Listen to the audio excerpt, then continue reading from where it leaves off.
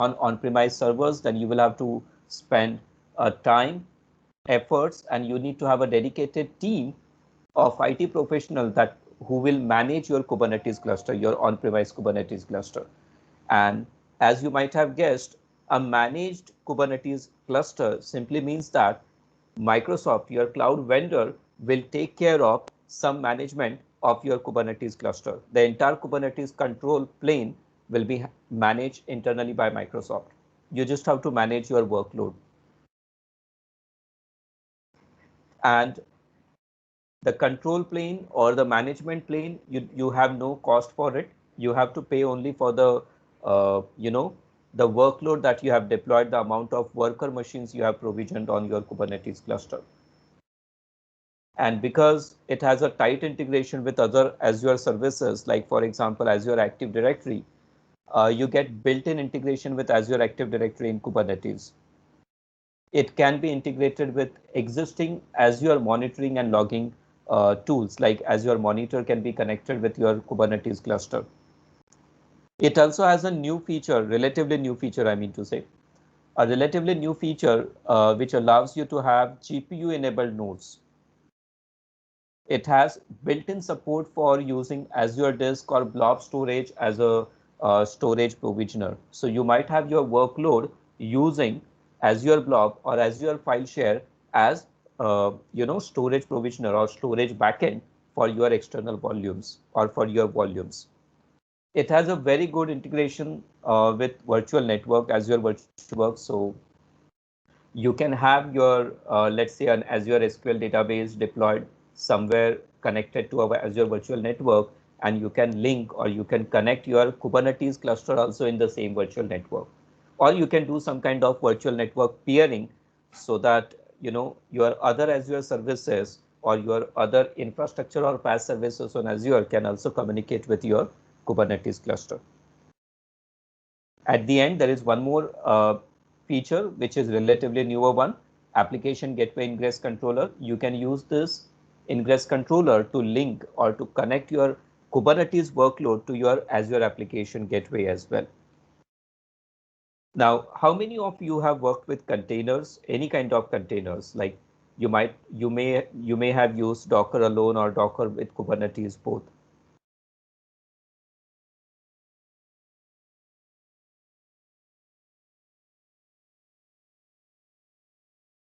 Anyone?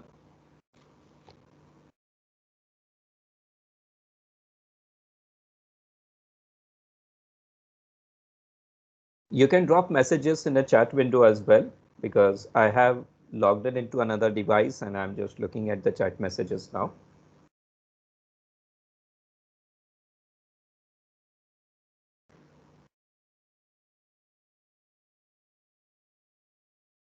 Okay, no issues. So containerization is basically a new trend, relatively a new trend, which allows you to package your application in some sort of generic packages. So forget about a .NET developer building a .dll file, Java application developer building a .jar or .var file, and so on. Now, all your developers have to do is they have to build a generic package for their application. So instead of using file formats like DLLs or jars or zips or tarballs and so on, your developers have to build a container image, a generic packaging format, you can say it is, for all their applications, which will include all its dependencies, all its configuration, all its application binaries, and etc., everything. So it is like, you are just taking your entire dev environment, converting it into a kind of a generic package, right? So that you can deploy it as it is into the next environment. Ramesh here has mentioned he is using containers for gateway implementation for Cassandra and Kong. Yeah, that's great. There are a lot many ready to use base images available on Docker Hub, by the way. Docker Hub is a public repository where you can find lot many ready to use container images. Obviously, before you use them in production, you will have to scan them for any kind of vulnerabilities if they have, and you will have to also look after, or you will have to also check whether those images are, you can say, official images from their vendor, because Docker Hub is a public domain and anyone, me and you, can build their own container images and publish them over there. Okay, no issues. Kubernetes is a very uh, sophisticated container orchestration tool which allows us to get our entire container workload or entire application workload managed by this automated tool or this orchestrator called Kubernetes. So here I'll be using some CVs, concept visuals, to explain few of these concepts. And I'll be sharing all the diagrams with you, whatever I draw here. So we start with containers part. As I said, containers are generic packages, and what they actually contain, they contain all your application and its dependencies. So when you build a container image, it could actually contain different kind of application. Like for example, you might have 2-3 different container images, and each one of them might actually contain different kind of application. Like for example, this container image here might contain a Java application, JDK, Tomcat, and a Java web application. On the same time, the other container image might actually contain something like .NET Runtime with, let's say, ASP.NET Core framework and your ASP MVC application. You might also have another container image Hello. which contains, yes. Mahendra, are you typing anything? I'm not able to see anything. I can just see the PPT. Sorry. I'll just share the screen again. Yeah, thank you very Just much. give me a minute. Yeah. Yeah. Can you see it here? Yeah, now we can see it. Thank you. Okay. Welcome. So you will see we have got containerization is actually container images are basically generic packages, and they may contain any kind of application. So this is, let's say, a Python application with some kind of framework like Flask, for example, or Django, and so on, with your web app code. Now, one of the greatest benefit of using container is that your container images not just contain application and its dependencies, but it also contains, you can say, all the required configurations. Configurations can be stored in form of .yaml file, .xml file, or they could be simply environment variables. Okay, so applications configuration, and not just that, the command to launch your application is also stored right there inside that container image.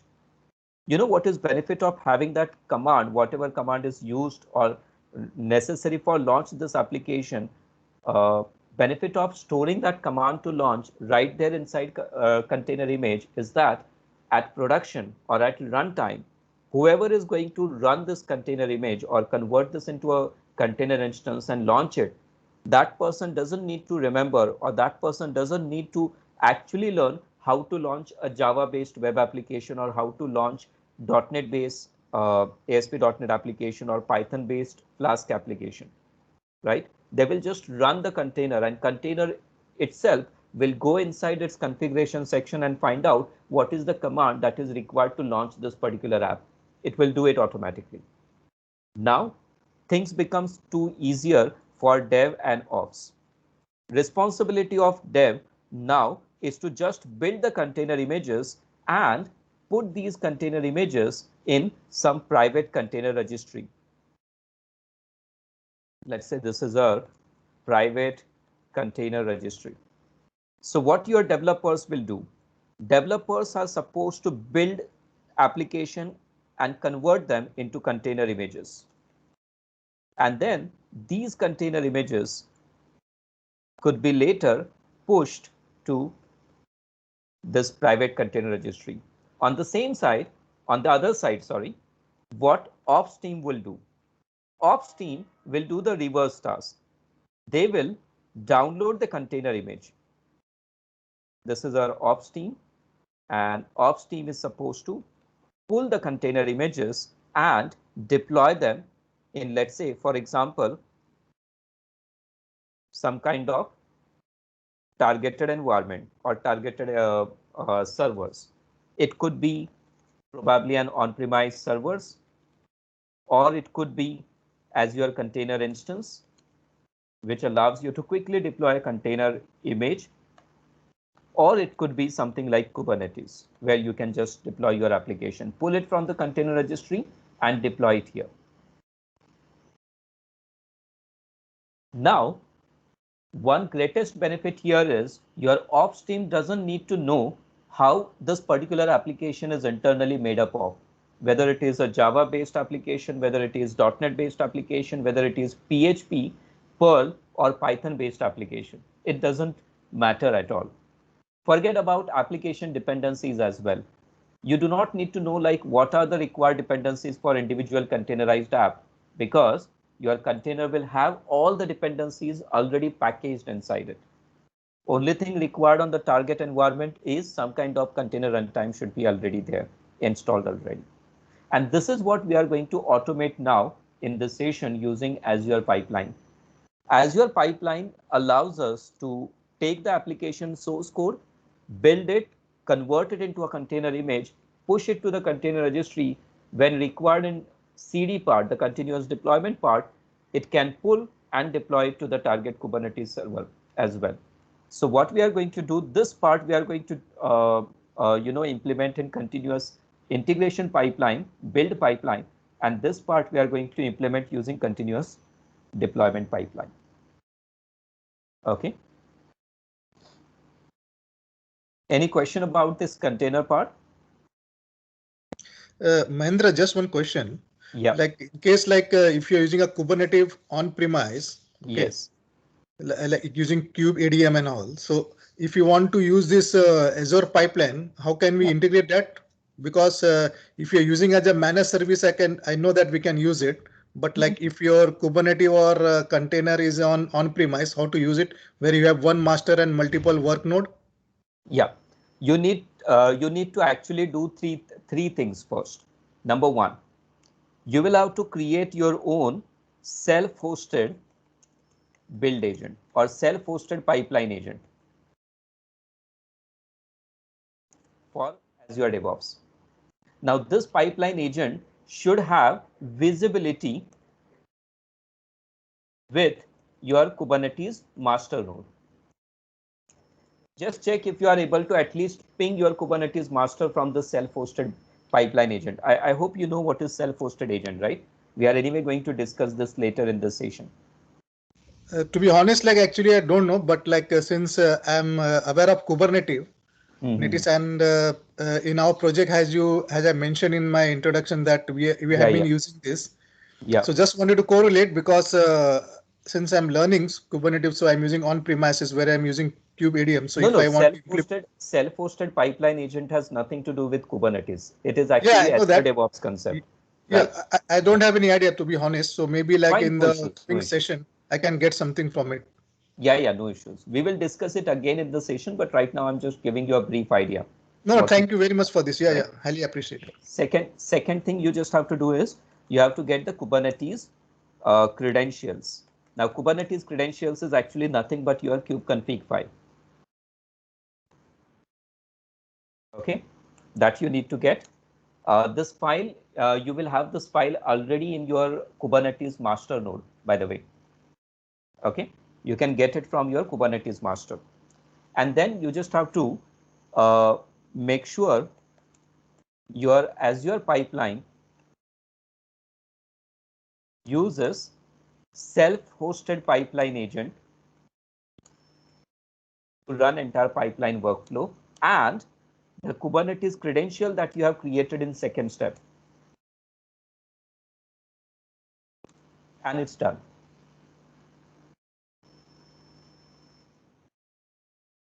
Now, how it is done, that you will get to know more about it later when I will start with the demo. Okay. Can you just ping in the chat window so that I can copy I'm doing that exactly. Yeah, thank you. Yeah. So here I'll just. Yeah. Yes.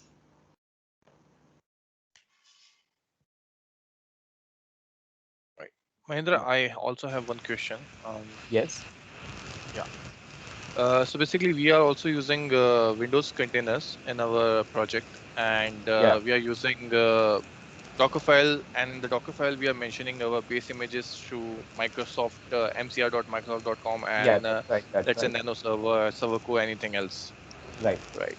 But since Microsoft is also developing all these things, and with the security fixes, what we wanted is Mhm. to use our own ACR. We are also using our own ACR, and we wanted that all these base images should be there itself. So that's one thing is we can push these base images to our ACR, and then even the Docker file we can use from and in our registry. But Mhm. I just want to know: is there anything, any particular concept or scenario where we can restrict pulling the images in the Docker file from Docker Hub? Can we do that on a runtime basis in pipeline? If you want to put that kind of restrictions in your pipeline, what you can do is, or what is actually recommended, Mm-hmm. see, in DevOps, there is an inner loop and an outer loop. Inner loop is where developer will simply create the DevOps pipeline, right? Write down all the steps, fire it up, and forget about it. Outer loop is where security and operations comes into picture. Mm-hmm. What you will have to do? You will have to pre-create a service connection in your Azure DevOps pipeline that will allow you to connect to your private container registry, Mm-hmm. right? Yeah, that is, Yes. yeah, that is And there. then Yeah. whatever Azure pipelines you create, now we are here assuming that you are not building them manually by using Visual Mm-hmm. Studio or using Mm-hmm. Eclipse like IDEs. You are doing it all Yeah, using all pipelines, automated pipelines pipelines, only. Yeah. right? Make sure that you are inside your pipeline, you always mention the same service connection of private container registry. Right. But Second thing, mhm. many organizations, what they do, they put some kind of security rules in their local firewall that will simply not allow anyone to access something like Docker Hub. Getting my point, Okay. right? I think But this that second way, point. yes. Mhm. And there is one more thing, by the way. In case if you people are using Docker, there is an option available in Docker. You can customize Docker to point to a different default registry. I think that is the add registry in daemon.json US. Yes, that's what I'm referring to. What will happen is none of your developers will have any idea that they are actually fetching all the container images from a non-public registry. They will be just using Docker pull followed by the container image name, but every time they do that, container images will not be pulled from Docker Hub, but instead will be pulled from their private registry. Okay? Yeah, Yeah. but that is the case of Docker desktop, right? Even in the local. And how about which if use in with Azure pipelines in the hosted agents? How we can do For that with the that, hosted yeah, agents? for that, what I would recommend is there are two types of agent, Microsoft hosted agents and there are self-hosted agent.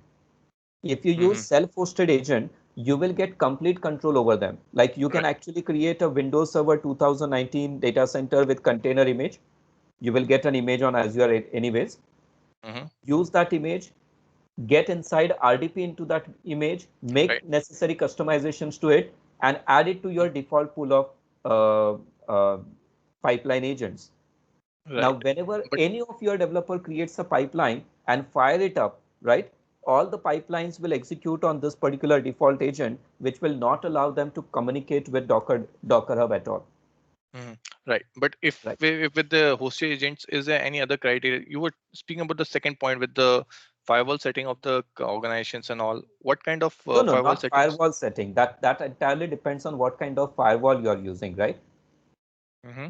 You can simply blacklist the docker.io registry URL, Oh, okay, okay, right? like that.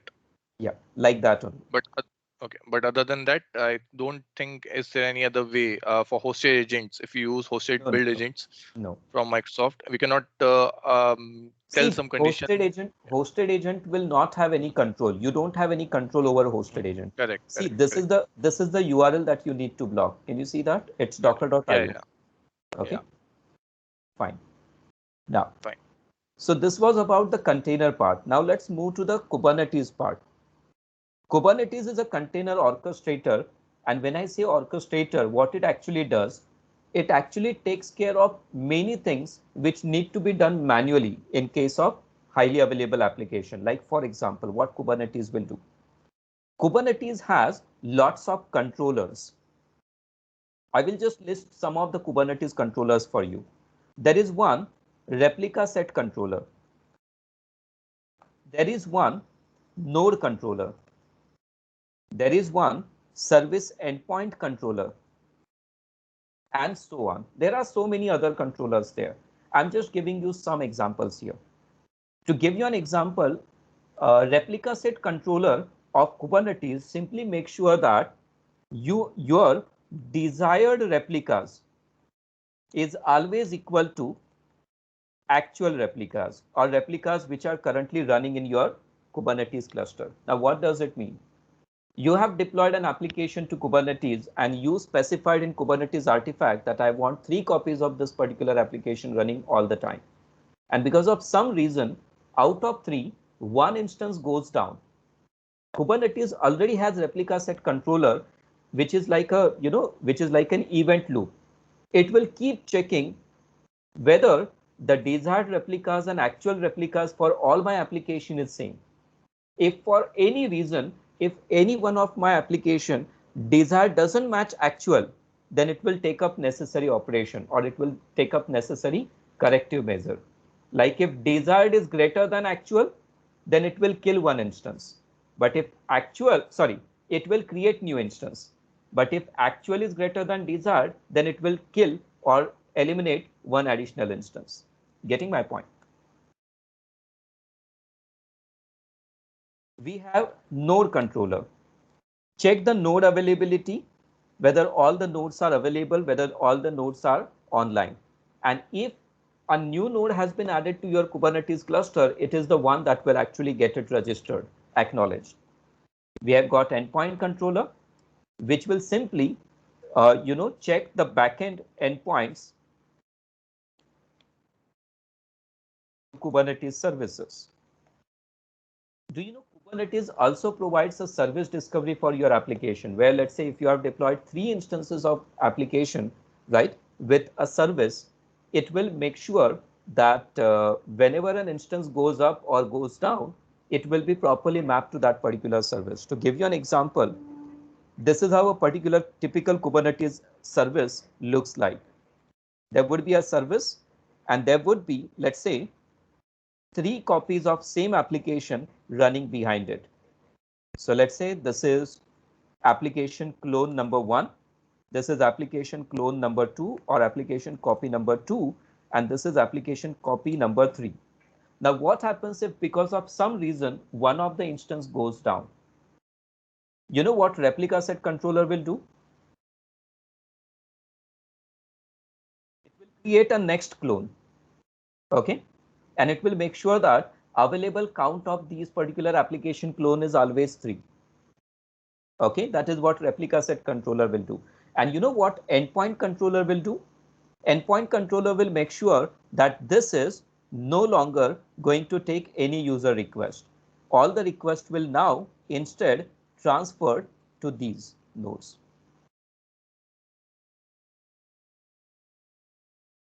This one will be no longer available. Let's say this is marked as red. Is that clear?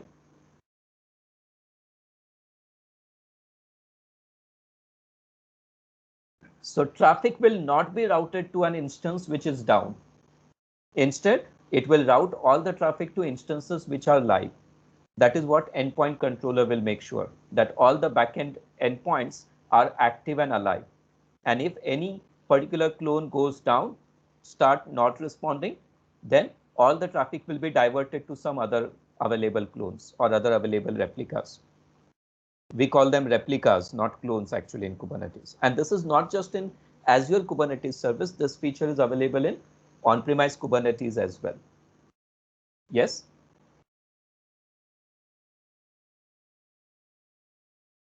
Hello? Yeah, Mender. Yeah, okay. Right? Okay. So Kubernetes as a orchestrator, please remember Kubernetes is not the container runtime. Kubernetes still requires some kind of container runtime to be installed in all your machines. Right now, we all are using Kubernetes with Docker container runtime. But recently, Kubernetes has announced one very interesting news. Kubernetes has started rolling out a new, it's relatively new, it's already there for a couple of years now, but it is going to be a default container runtime now. So Kubernetes is rolling out a new container runtime for all its default installations now. That container runtime is CRI-O. Anybody heard about it?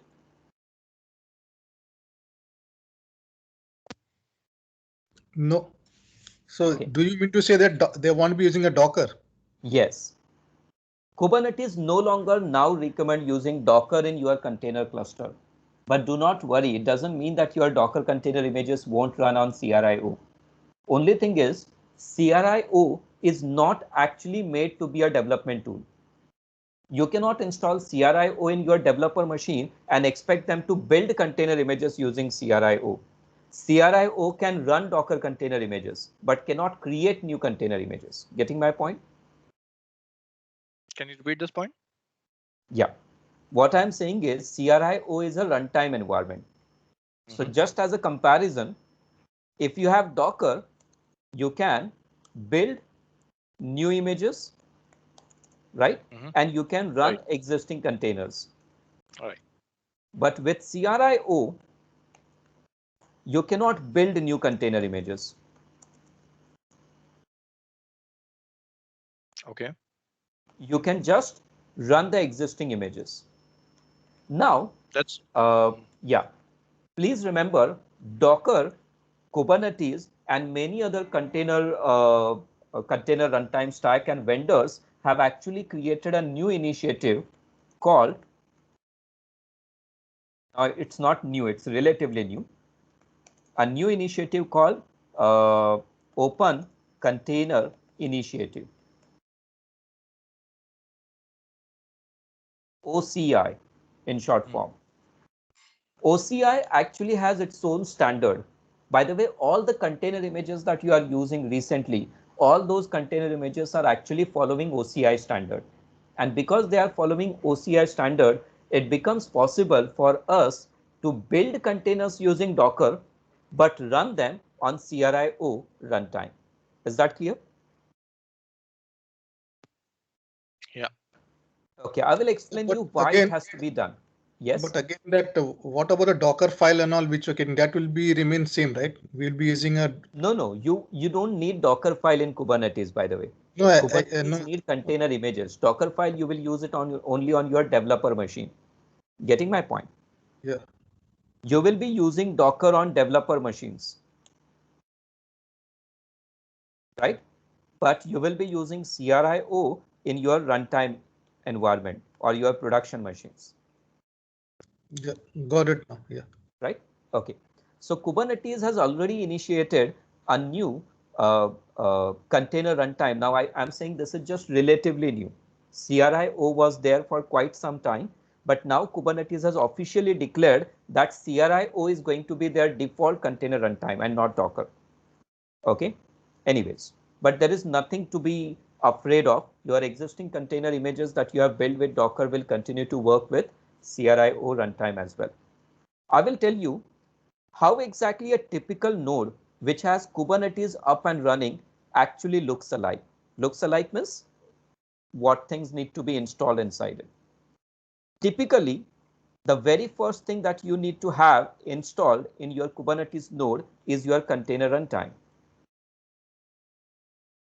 On top of that, there would be some Kubernetes specific components, like for example, there would be kubelet and there would be kubeproxy. These are the only two mandatory components other than container runtime which are required for Kubernetes node. Now, do you know one thing? Whatever worker node you have created, let's say your Kubernetes worker node is given 2 CPUs and 4 GB of RAM. Out of that 2 CPU and 4 GB of RAM, you have to allocate certain amount of CPU and RAM to all these three components because they will be running all the time. All these stack or all these applications will be running 24/7 inside your worker node. Getting my point? Now, why Kubernetes has actually started using a newer container runtime? Because it takes extremely less amount of system resources compared to Docker. So what is benefit to us now? It's very simple.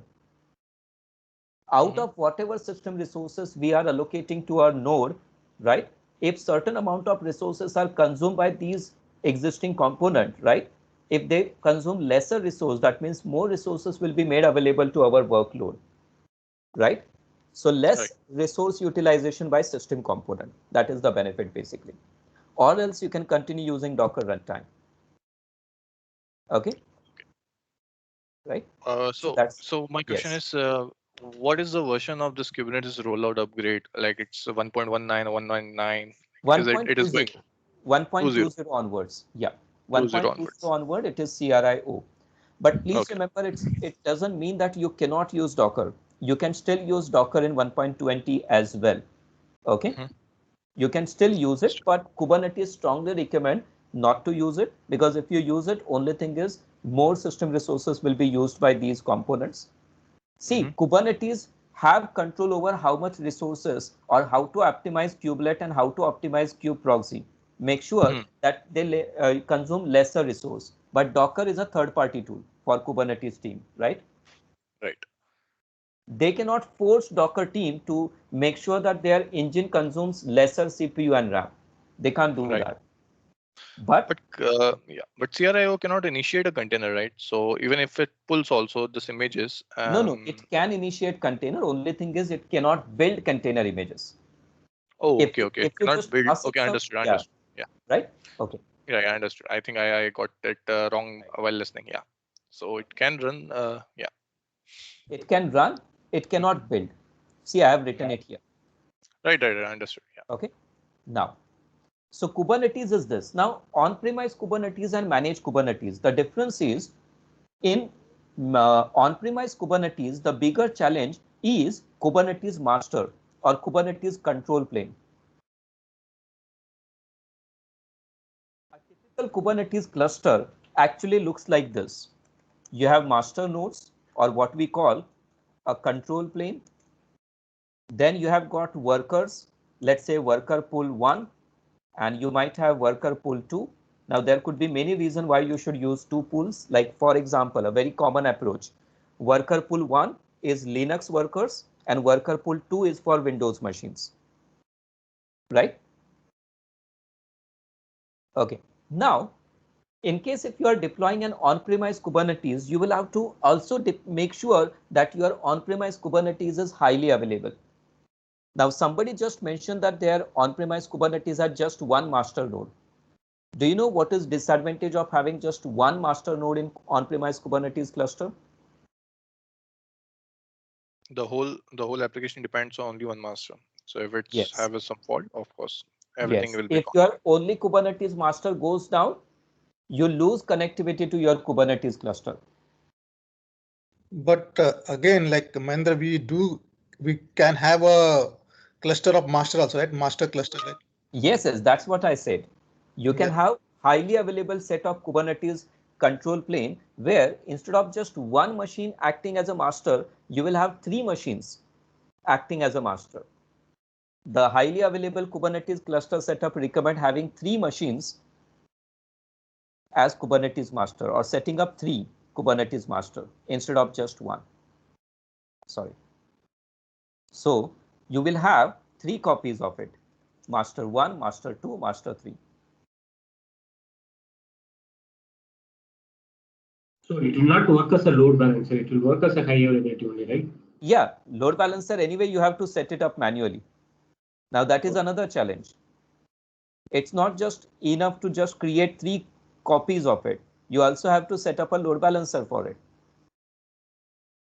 Okay. Mahendra, just one question. Sorry to disturb. Since like you told that with the new flavor of Kubernetes, like I'm just talking about the older one where we used to install the Docker. On top of that, we used to install kubelet, kubeadm and kubectl. So in the new uh, uh, uh, things like which you have shown, like what we need to install, like if you are not using a Docker. Remaining all the things are same. You still need kubelets, you still Yeah. need kube proxy, and you Yeah. still need master components, other master components in Kubernetes. So See, from there we'll get this a is CI. only for worker nodes. Please remember Okay. the components that I have listed are only for worker node. If you are setting up Kubernetes master, then there are lot many other additional components that you need there, right? So means like what normally I have done is like till kubelet, kubectl and kubeadmin I have installed all the component on master worker. Mm-hmm. Now this will be the extra one if you are going for CRO, right, on the worker node. Yes, yes. Okay. But see, if you install CRIO, there is no Docker runtime required then. Yeah, got it. And there is one more thing, by the way. To be frank, installing Kubernetes manually is a very time-consuming thing, and nobody actually does it manually. There are some kind of automated tools available. Like for example, I have a video recorded a couple of months back where I have set up Kubernetes cluster, on-premise Kubernetes cluster using Terraform and Ansible. Can you share that link if Yeah, I you will share the don't mind? link later with you in the chat window. Okay. So, And one more yeah. thing, like, do you have any document for this, like the worker node with CRIO installation No, guide? I don't have any document right now, but you can get it from the Kubernetes documentation page, the official documentation Okay, page, fine. Yeah, right? thank you. Yeah. It's very easy actually. I will just show you. It's kubernetes.io/docs. This is official Kubernetes documentation. Okay, and you can just search for CRIO directly here.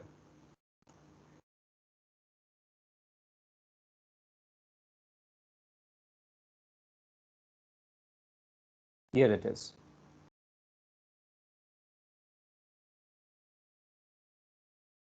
This gives you a lot of internal technical information about CRIO. I'll share the Yes, link here. that's great. Yeah, thank you. Right? Okay, and always refer to official documentation link. Do not go with any blog or something. This will give you more detailed information actually. Okay, now going ahead now, Azure makes deploying Kubernetes lot more easier. Manage Kubernetes, that means high availability of Kubernetes master plane is now responsibility handled by or taken care of by Microsoft. Microsoft will make sure that your Kubernetes master is highly available. You just have to deploy one or more worker pools. To give you an example of that, I already have created a script. Let me just go back here. Here in this script, I've already created a script. Here I'm going to create a Kubernetes cluster and ACR. ACR means container registry. And this is my AKS, Azure Kubernetes Service. By just running this script, I will make sure that all these resources are created. What I'll do is, I'll just fire the script now because anyway, resource creation takes time. This will create both my ACR and AKS. ACR creation won't take much time. I guess it should have been done already. Okay, not yet. Okay, it's still doing it. It's creating the necessary service principals.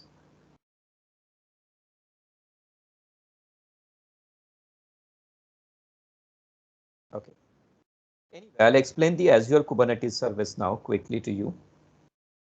Azure Kubernetes service actually make sure that you get highly available Kubernetes cluster, which is entirely managed by Microsoft.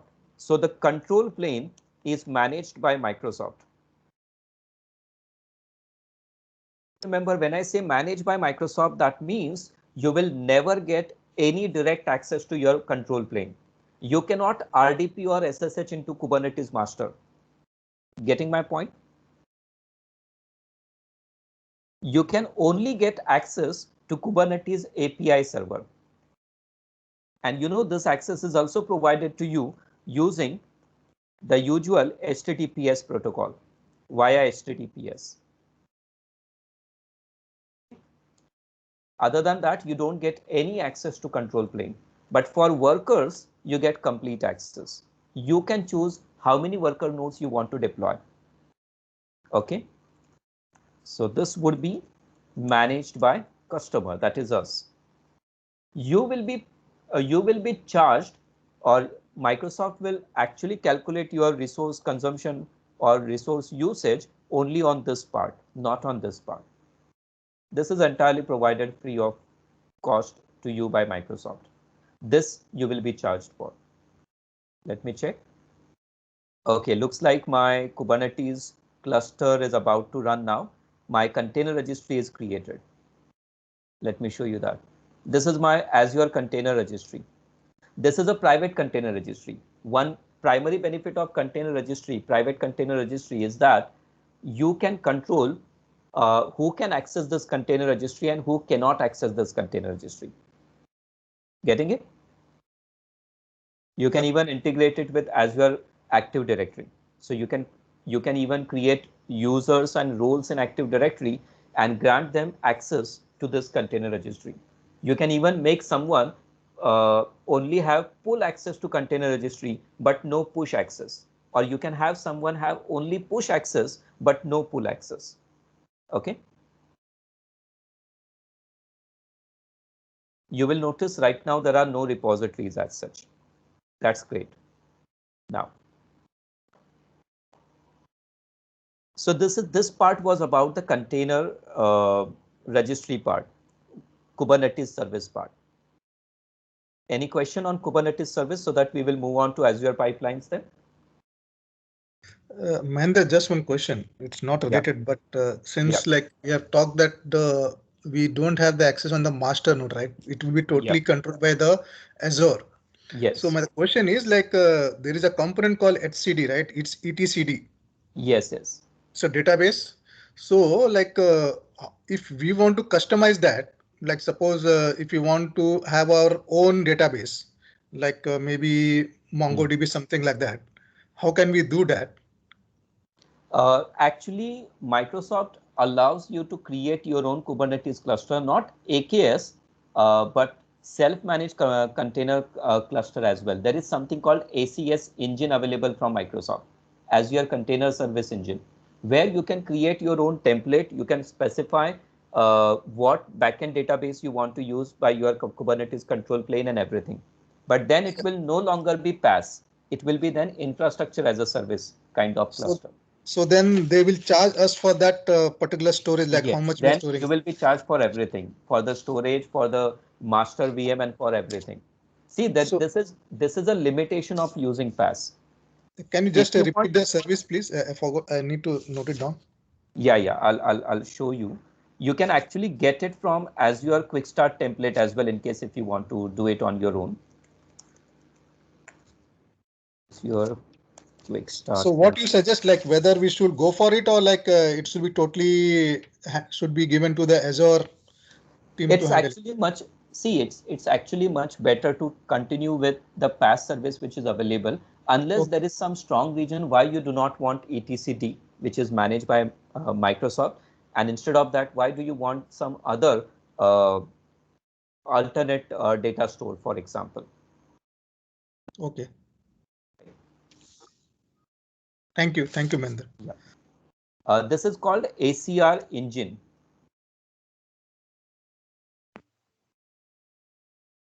Okay, we don't have it here.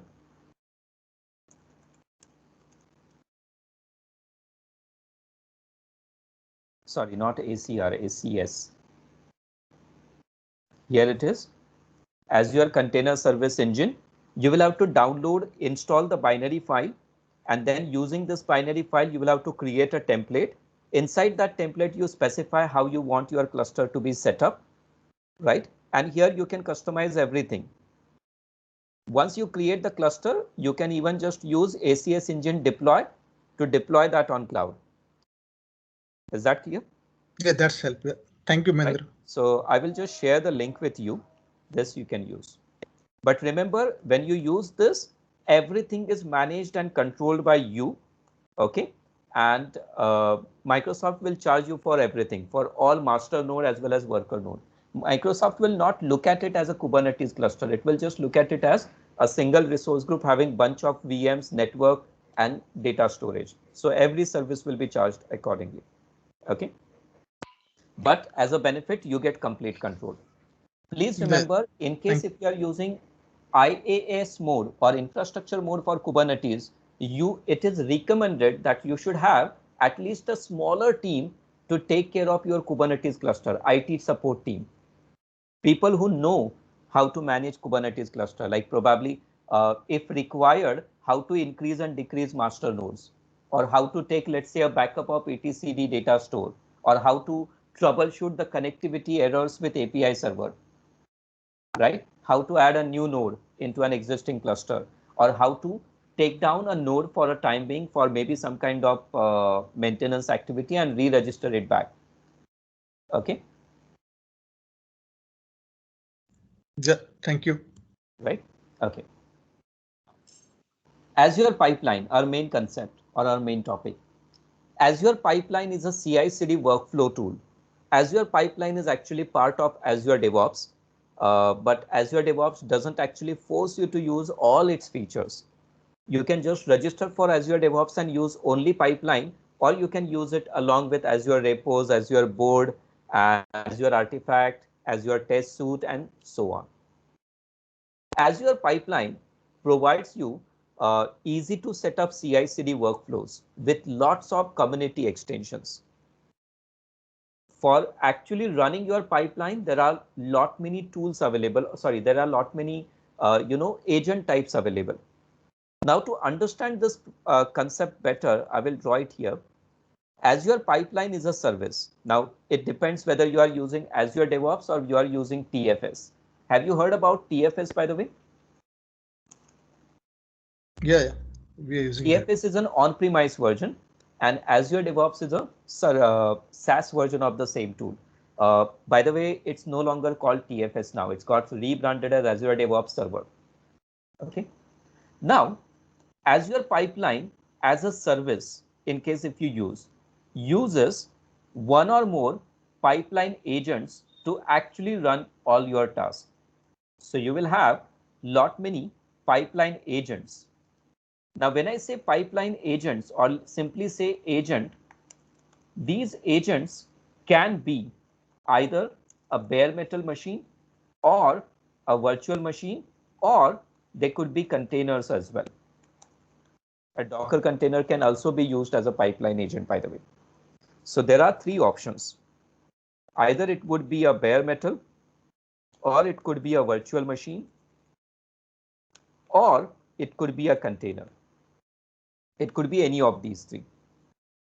Now, again, there are two options available in Azure Pipeline.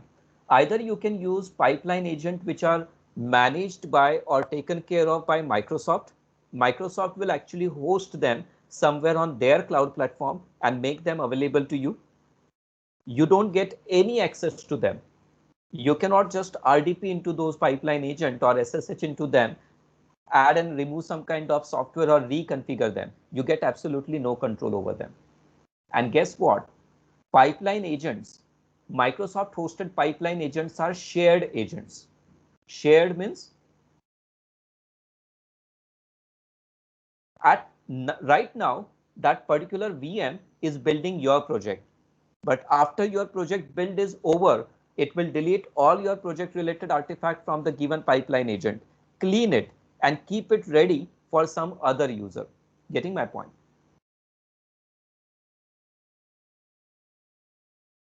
Can you just explain once again? Like, yeah, I'll explain. Confusing. What basically Microsoft does, Microsoft has lots of virtual machines or containers, or maybe combination of both of them, running there on their own private cloud as agent. Right now, whenever, like, let's take an example. There are two people. Developer number one who has Azure DevOps subscription. Now, for a time being here, we will take an example here. This particular user is using free Azure DevOps subscription.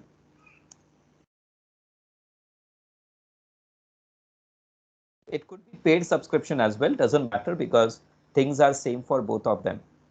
So this guy here is using Azure DevOps subscription, and he has recently started a new build, right? Now what Microsoft will do, as soon as he asks Azure DevOps or Azure Pipeline to start building his project, what Azure DevOps will do, it will check out of number of virtual machines which are available there in an VM agent pool, it will pick one VM, right? Pass all the artifacts to that VM and let that machine build project developed by developer number 1. Is that clear? After build is successful or after build finish, after build is finished, all the artifacts will be transferred to developer 1. So Microsoft Azure Pipeline will transfer all the agent log, artifacts, everything it will hand over to developer 1. And you know what it will do next? It will now, next, it will wait for another user to create similar build.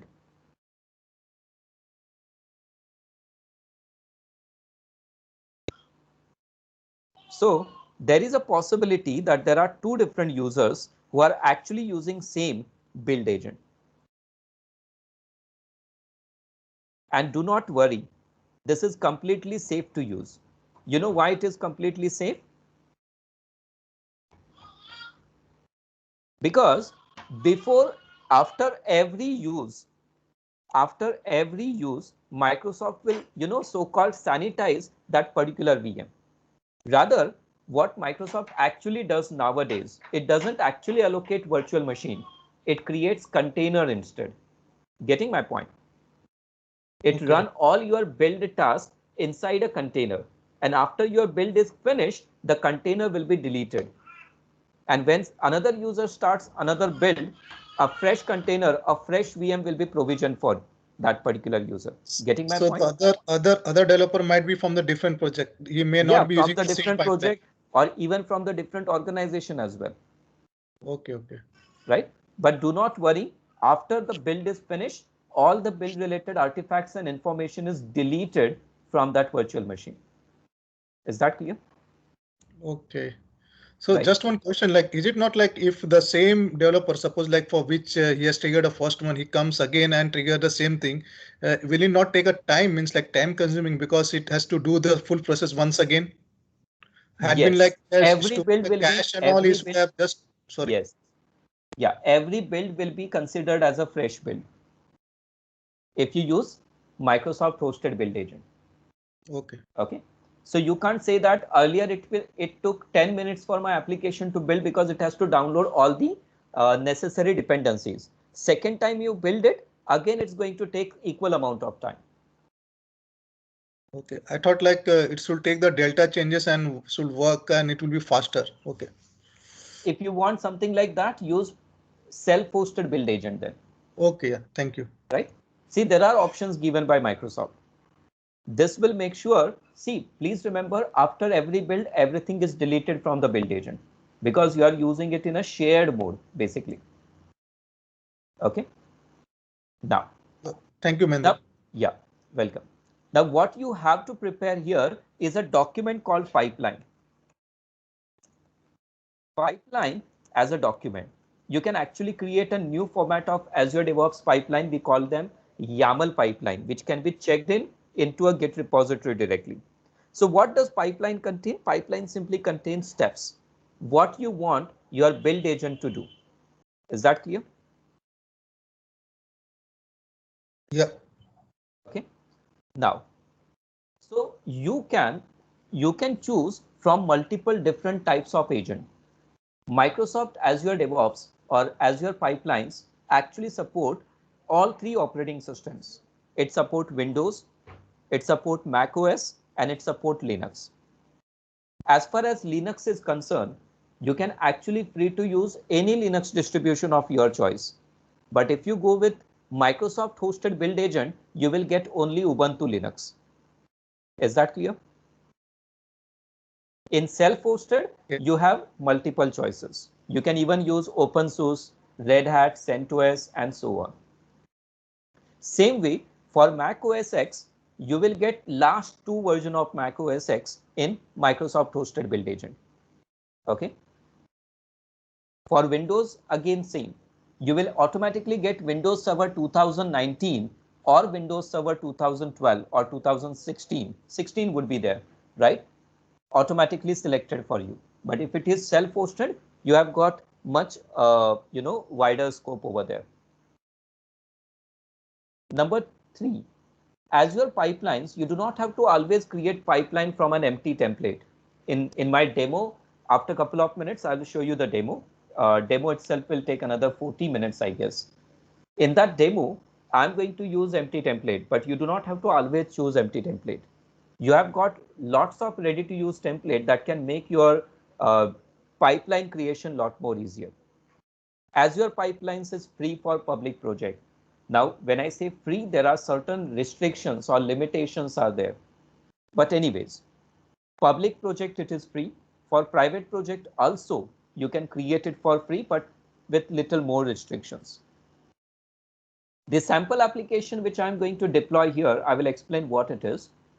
In this demo or in this session, I'm going to deploy a Java-based Spring Boot application on my Kubernetes cluster. And this application is a simple 2-tier application with one REST API and with one MySQL database. And for this application, I have already pre-created all the Kubernetes component. Let me take you to my GitHub repository now. Here we are, GitHub. Mahendra Shinde / Spring REST Docker Compose. Originally, I created this in one of my Spring Boot session for explaining Docker Compose, but later I extended it to use with Kubernetes as well. You will notice one thing, there are 2 subfolders, API app, which contains my Java-based REST API. This is a Maven project and this is a database. Can you see for database, I have just 2 files. One is Docker file and second, the SQL file. This actually contains DML and DQL for sample database. And this is my Docker file. You can see it here. Then these are my Kubernetes artifact. Everything is pre-created. Like for example, this is my application deployment file. This is my application service deployment file where I have specified that I want my sample service to be a load balancer type service to make it accessible from outside. And I also have the configuration map, config map, where I'll be keeping my database username, password, or database service URL, everything. Okay, so that's my sample application. My URL I have already shared with you. This is what my sample pipeline is going to do. Can you see the entire architecture on my screen? Yes.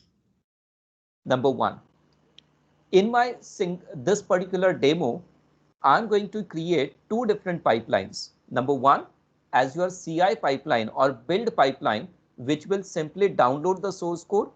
Inside those source code, in some of the files, I have left some placeholders. It will replace those placeholders with values from Azure pipeline variables. Then after running through all these steps, it at the end on the success, it will have container images pushed to container registry and modified KTS artifact or Kubernetes artifact ready. Just for a change, let me just go back to this branch called AKS branch, AKS CD branch, and let me show you this Docker Compose file.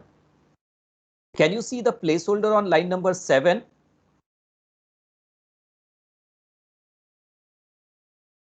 Yes. Right.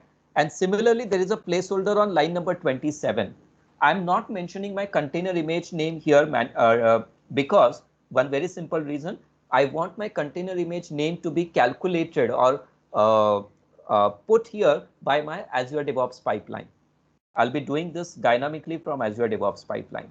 Same way, if you look at my Kubernetes deployment file, there are also placeholders can be found here. Can you see the same placeholder here as well? Yep. Line number 18. Okay. Let's see now. I've already run the script, I guess. Let me check. if my script execution is over. Yes, my script execution is over.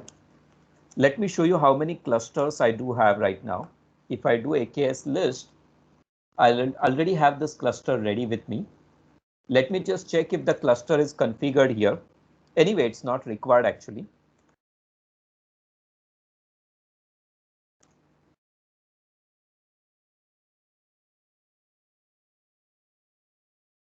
Wait a second, looks like this is an older one. Yeah, this is an older one. kubectl config delete context.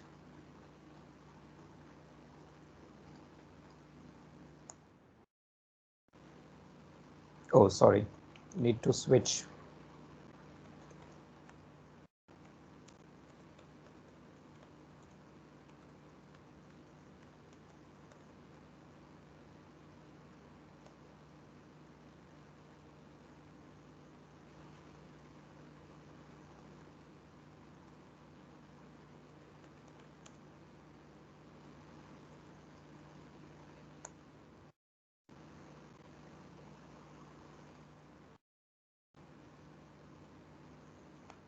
Okay, now there is only one context. I can just download the fresh credentials now. AZAKS get hyphen credentials. This command, this is actually I'm using Azure CLI, cross-platform CLI on my local machine. Get credential for my cluster. My cluster name is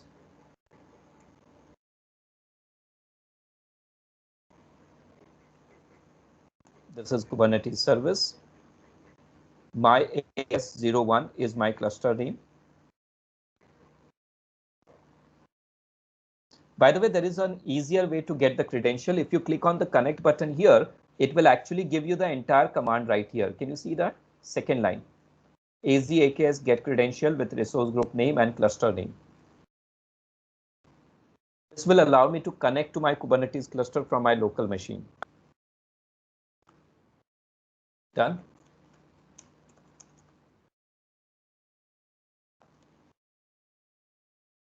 Can you see how many nodes are there in my Kubernetes cluster right now? Yeah, 3. There are 3. But you will notice one thing. It does not show me any master node. Master node is not shown anywhere. Okay. It only shows me the worker node. Okay. All these are my worker nodes, by the way. There are 3 of them. Anyways, no issues. Going ahead, I will now create my required project. What I will do is I will sign up on dev.azure.com. You can create your own Azure DevOps subscription for free. You just need a personal or Office Microsoft ID. I will recommend you create a personal email account @outlook.com, @hotmail.com, and so on, and then use it for this project. Here I'll go with new project and I'll just give it a name, Cube Demo. I want to create a new public project so that once project is created, I will be able to share my project URL with all of you, and you should be able to explore my project. Public project means anyone will be able to access my project. Obviously, you will not be able to do any edit operation. You will be only given reader access to my project. Now, Azure DevOps already has a feature called repos. What I will do, my current Azure repo is empty. Let me import my GitHub repository here. Click on import and then copy paste the GitHub URL here. This GitHub URL. Repository URL. This is my Azure DevOps, this is my GitHub repository. I'm just going to import my entire sample application repository into my Azure DevOps repo. It's here now. Let's go to the pipeline. And as I said, I will be creating two pipelines here. In phase 1, I'll be building and publishing the container image, and phase 2, we will be pushing them to container registry later. These are the steps I'm going to do. I've already done the import. Now I'm going to create an empty template with these many tasks. Let's see. Creating a pipeline. Here I'll be creating a pipeline, which is classic editor pipeline. I do not want YAML pipeline as of now. I want to use the classic pipeline. Classic pipeline is easy to create, and there is one more benefit, by the way. YAML pipeline is only available when we use Git as a version control system. If you use something like SVN or TFVC, you cannot use YAML pipeline. For repo, I'm going to use AKS CD branch of my Cube demo repository now. Empty job. Any questions?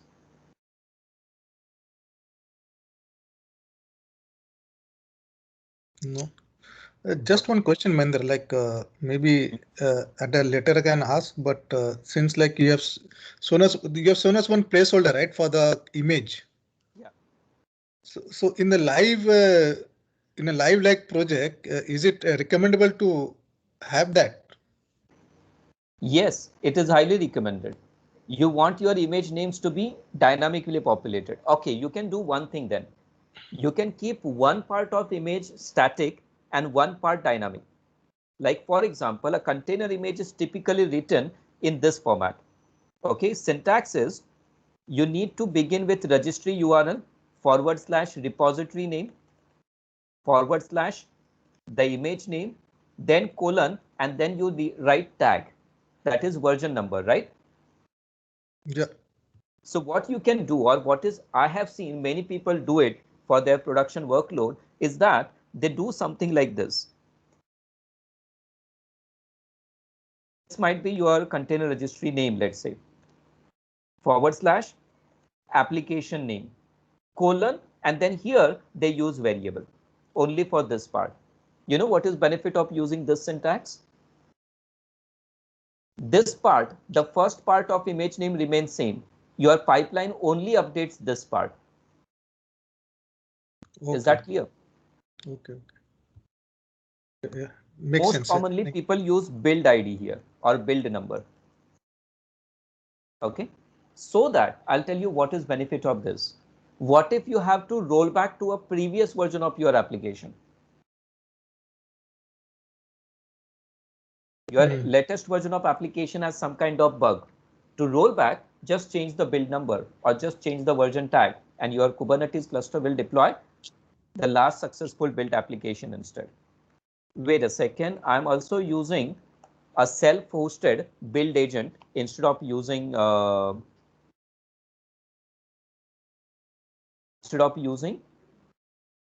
Microsoft hosted build agent. I'm going to use self-hosted build agent. I need to launch that. Anyways, let me show you the pipeline now.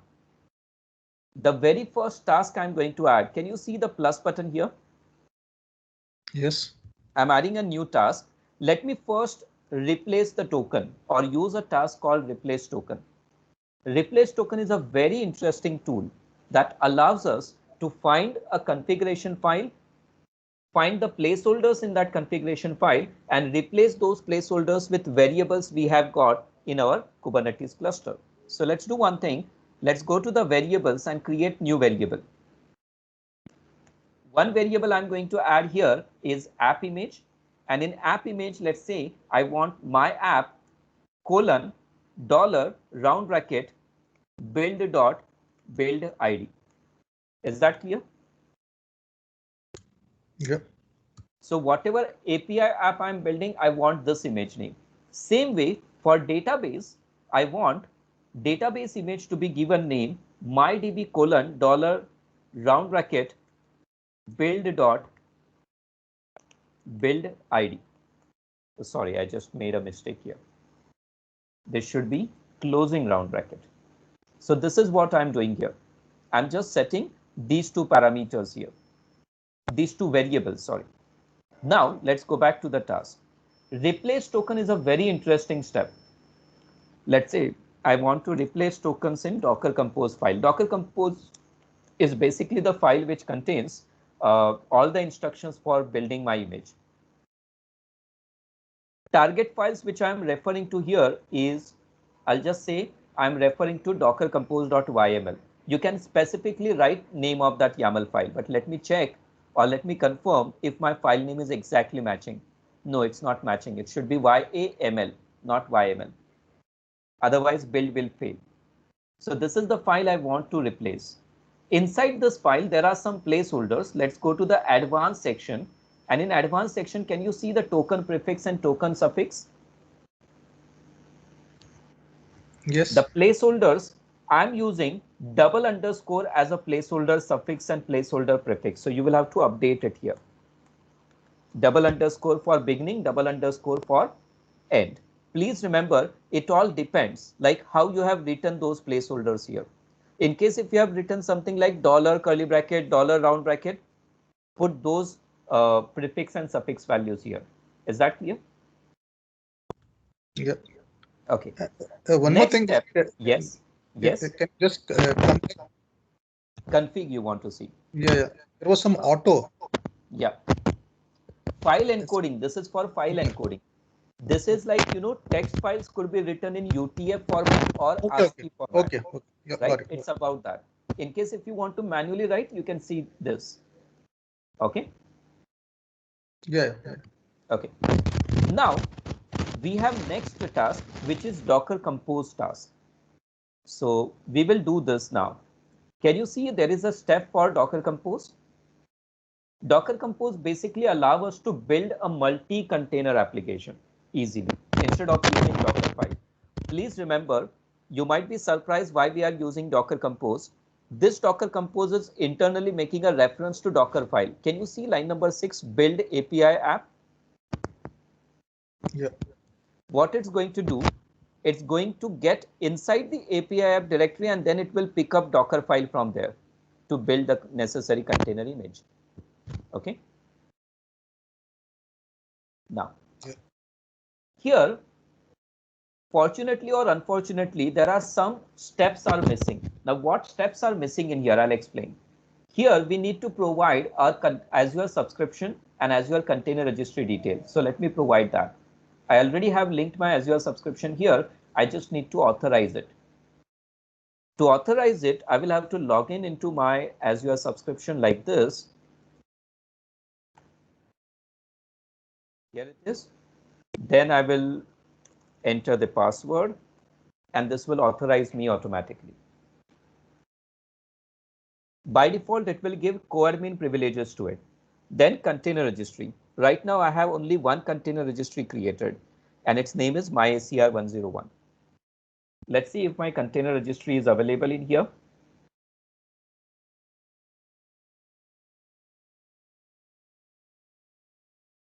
Here it is. Docker Compose file, I need to just pick it up from here. This is the Docker Compose file. And this is the project name, qualify image name, and command I want to use here is build command. I want to build all container images. Similarly, I need another task. Can you see an option called clone task? Yes. I need another command, but this time it's Docker Compose push. Push is used for pushing image to container registry and build is used to just create new container image. Now what I'm going to do here, rest everything will be same, only this command instead of build, I will be using push. Wait a second, I need to make one small change. I need to make sure that my command is written in small letters. So this is build and this is push. Is that clear? Yep. Wait a second, I guess I need to log in into my Azure VM right now. I have not set it to run automatically. I have set the pipeline agent to run manually. Here it is.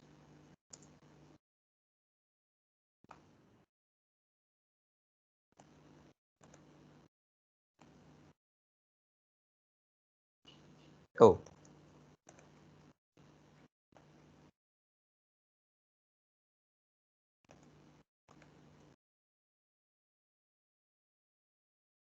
Okay, fine. Now I am inside the build agent. This is my self-hosted build agent. And I'm going to launch my build agent using run.sh script.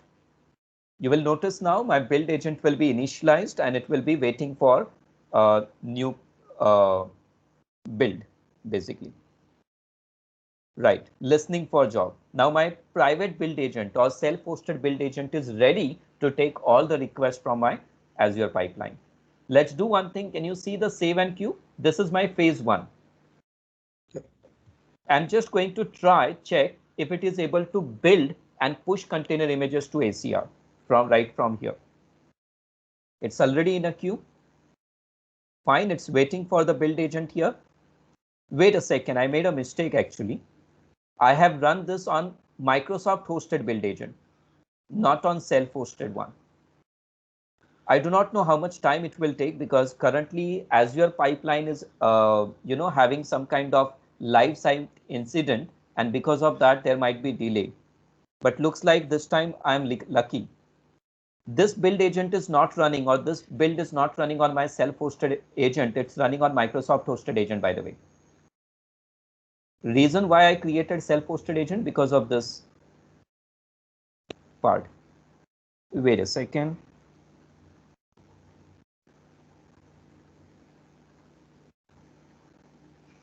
Service app image, it should be string. Fine, I'll just build it with my self-hosted agent. Run new. I'll do one thing. Instead of using this agent specification, I will select here private build agent. Can you see the agent pool? I have selected default. Default agent pool means it will divert that request to this particular build agent. You see it has showing a message running job. Yeah, it's already queued now. I have pre-configured it to run all the Docker steps.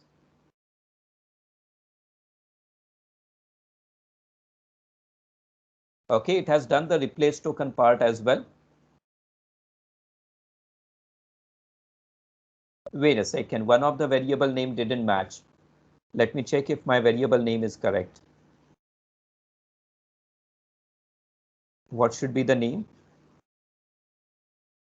API image, okay, and DB image. I guess I have written a wrong variable name in my project, and because of that it has failed. Edit pipeline, variables, and it's not app image, it's API image. Save and queue on default agent pool.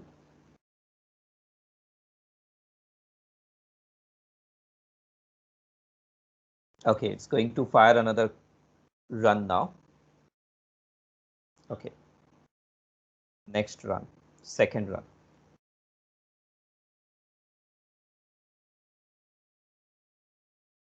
Okay, it has done the replace token part. It has done the Docker compose part now. Build is completely done. It's now doing the push operation now. Can you see the line number 11 here? Push refers to repository myACR101 azure.cr.io/mydb. Do you remember where did I mention this mydb word?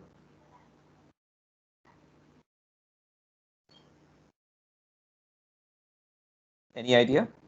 In variables. Yeah. It was in the variable. Okay, it was in my pipeline variable.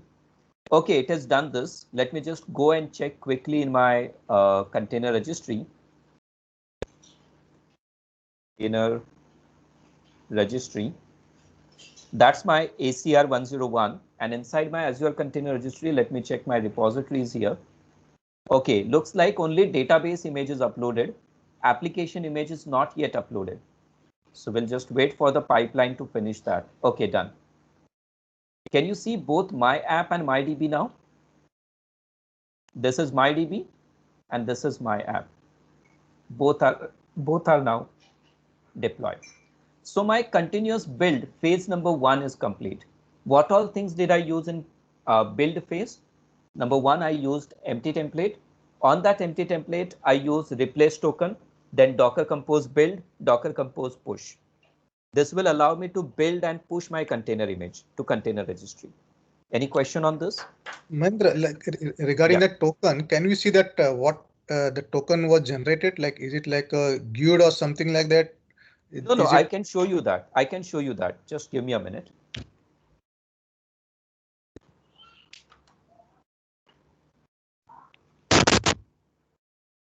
Okay.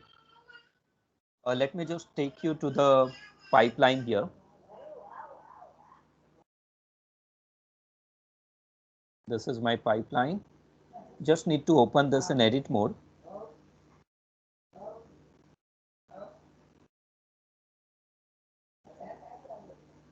Yeah. Oh, sorry. For showing that, I just have to look at the logs. So this has nothing to do with the JWT token or the thing. No, this is not like JWT token. This is a very simple token part. Even though it says token, it is simply replacing just a placeholder. Okay. It's like replacing a placeholder. And it will be a unique one. Yeah. Every time. Right. But it's not generating any new value as such. What it is doing, whatever value you have specified in variable section, it will simply use that value there. Getting my point? Okay. And by the way, just for you, because we are using private build agent, we get this benefit here. I can actually show you where these files are in my private build agent. Let's go to the source folder.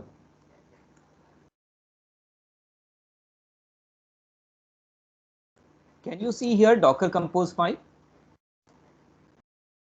Yeah. See, this is what it has done. Okay. Yeah, got it. Is that clear? This is what it has done here. Okay, fine. And this is possible because we are using private agent. On Microsoft agent, I won't be able to do this. Okay. Okay. Let's run this again. Fine. So this is how I done the first phase where I did build the container images and push them to container registry. Now phase 2, update Kubernetes artifact with image tags.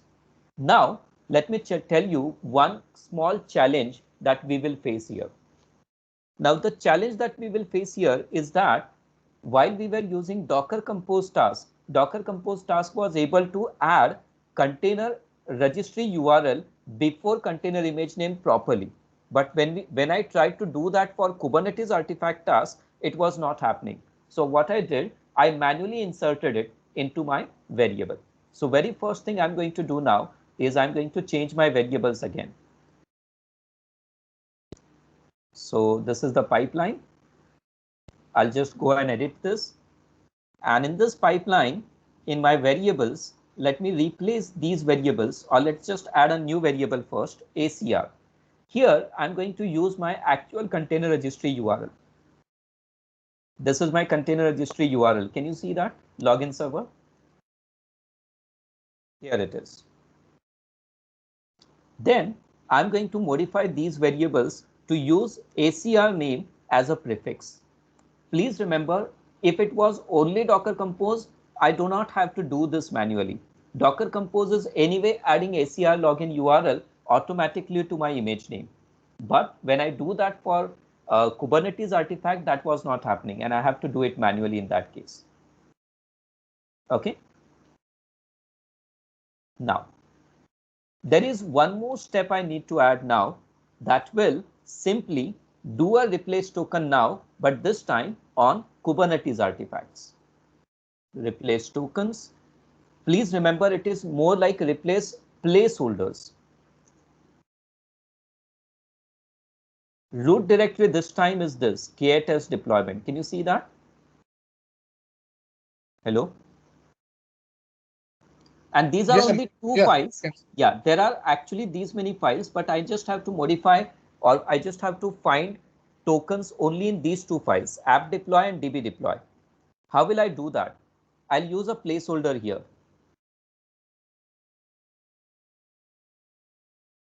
Is that clear? Yep. Do you know what this token will do? This will replace, or this will find tokens only in those files where file name ends with -deploy.yml. Is that clear?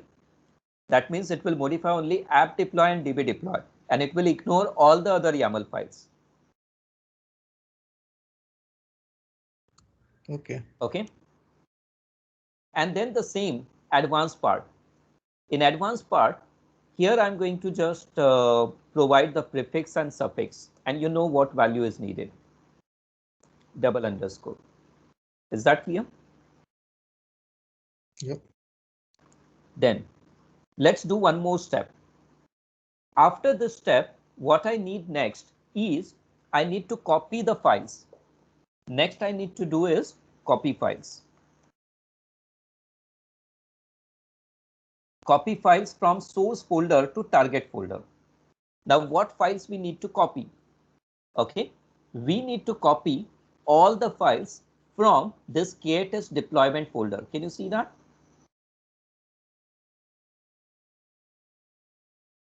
And here I'm just going to say that I want to copy all the files which have .yaml extension. Is that clear? Will it take a YAML or it will be YML? No. It all depends on what files you have created. To give you an example, in KTest deployment directory, all my files have YML extension. Okay. See, this replace token or this step doesn't care whether they are YAML or YML. Okay, it will just do the complete, check on that. Here we need artifact staging directory. This I will use. I will explain you later why we are doing this. Okay. Right now, I just want to copy this to artifact staging directory, which is a temporary directory on your build agent. After this, a final step in the integration pipeline, which is publish artifact.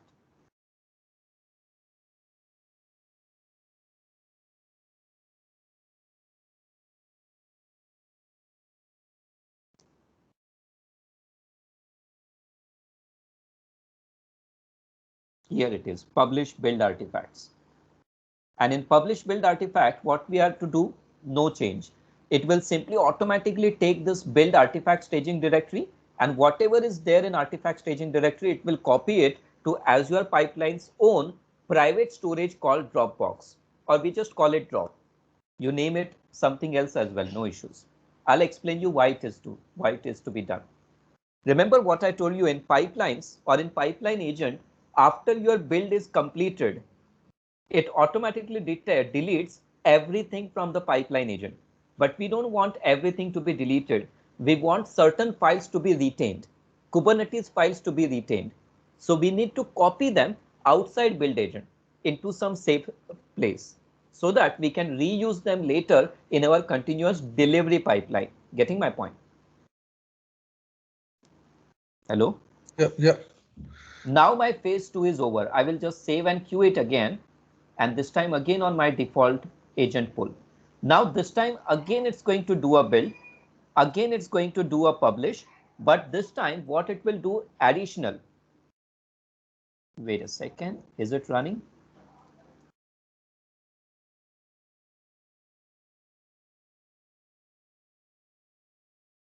Yep, started running now. What additional thing it will do? It will modify the Kubernetes artifacts.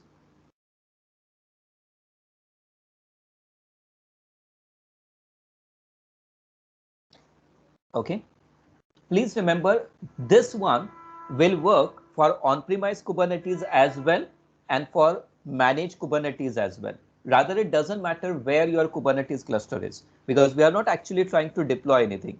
We are just making some minor changes to our Kubernetes YAML files, which can be deployed anywhere. Is that right? Yep. Can you see it's saying one artifact produced? Let's check what artifact it has produced. It has produced a folder called drop, which contains these files, the configuration files, service, deployment files, and so on. All these Kubernetes artifacts are now ready.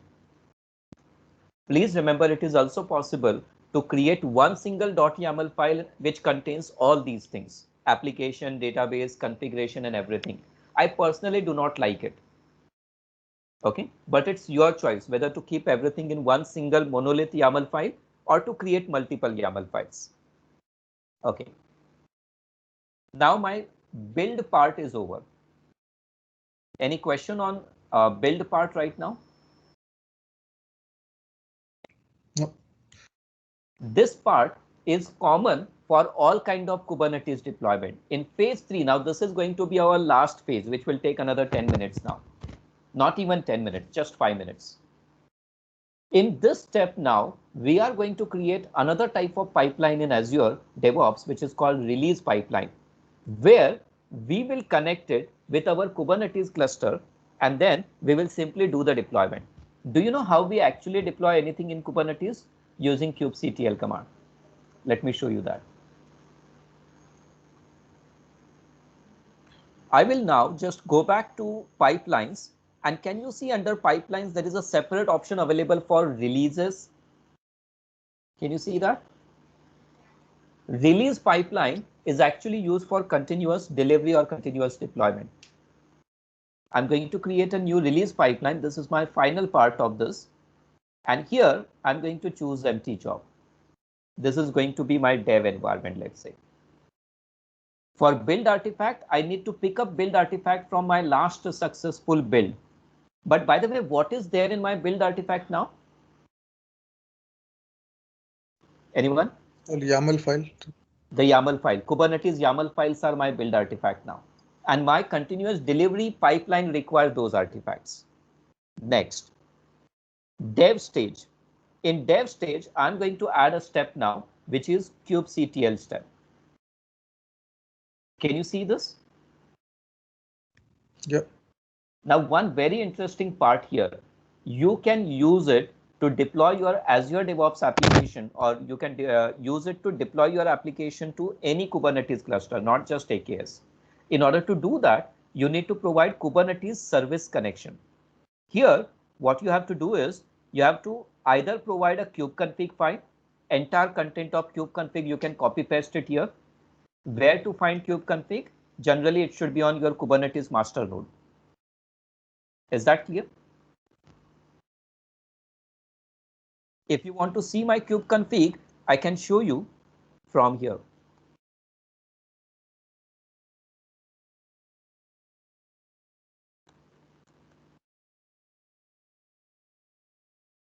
Here it is. This is my kubeconfig. Can you see that?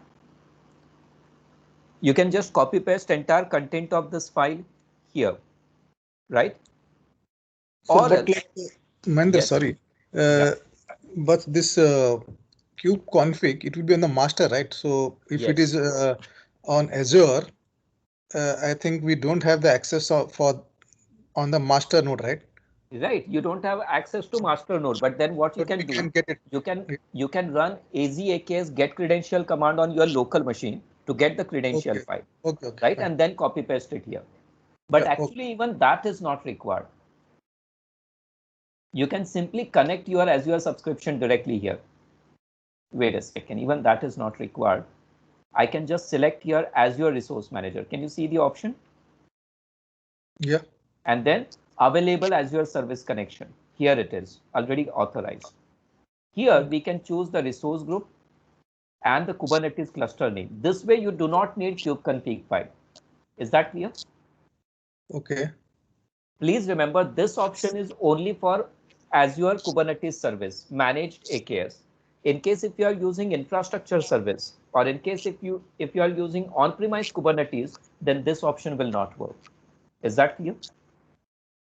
Just like out of the box question, since we are using AKS, can we use the EKS and like AWS, Yes. Google? In case if you want to use EKS, Elastic Kubernetes Service, or Yeah. GKE, Google Kubernetes Engine, there are extensions available.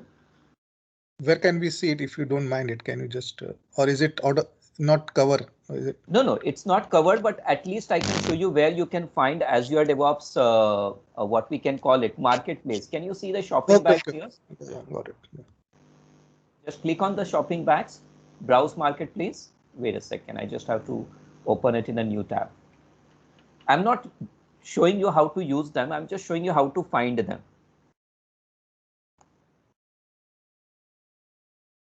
Oh, wait a second.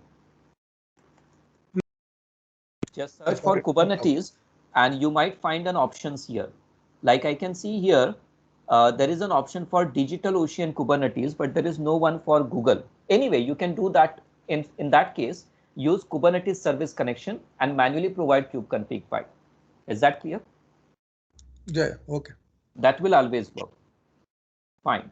So once we provide all the necessary details about how to provide connection to Kubernetes, there is one more small thing that you need to do. Can you see a switch for cluster admin credential? Yeah. Please remember this is required because now on AKS, if you clear this checkbox, you will get only reader permission. That means your pipeline will fail to deploy anything new because you are granting your Azure DevOps pipeline only read access. But if you use this checkbox, it will give you admin access as well or write access as well. Is that clear? So this will be a part of the security, right? Like yeah, this is part of security actually. Yes. Yeah. Okay. Now, next, with kubectl, what kubectl command you want to use? Now you can see kubectl has many commands. One I want to use is kubectl apply with configuration files. And guess what? I want to apply all these files, right? So what I'll do, I will not select any individual file, but instead I will select the folder name, which is drop.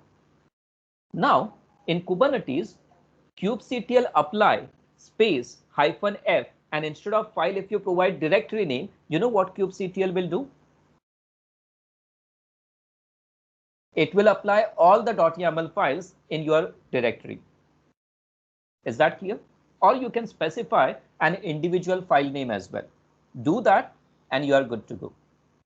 Is that clear? Okay. In case, if required, please remember, right now, my AKS cluster and my ACR container registry both are running on Azure and they both are already attached or connected to each other.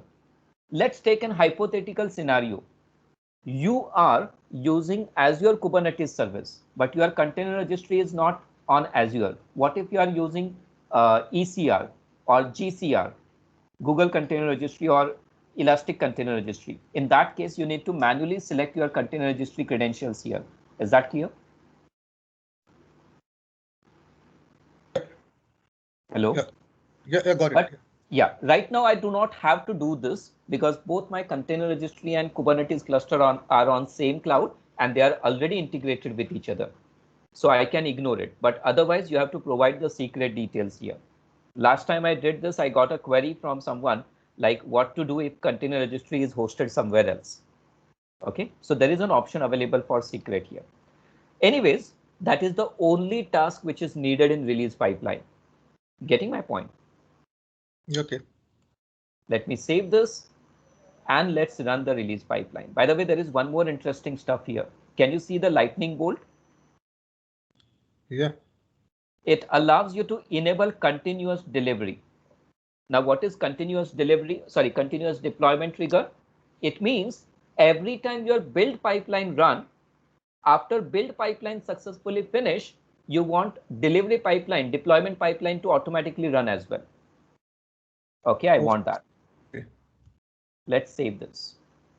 And I will not create a new release immediately. I will instead go to my build pipeline.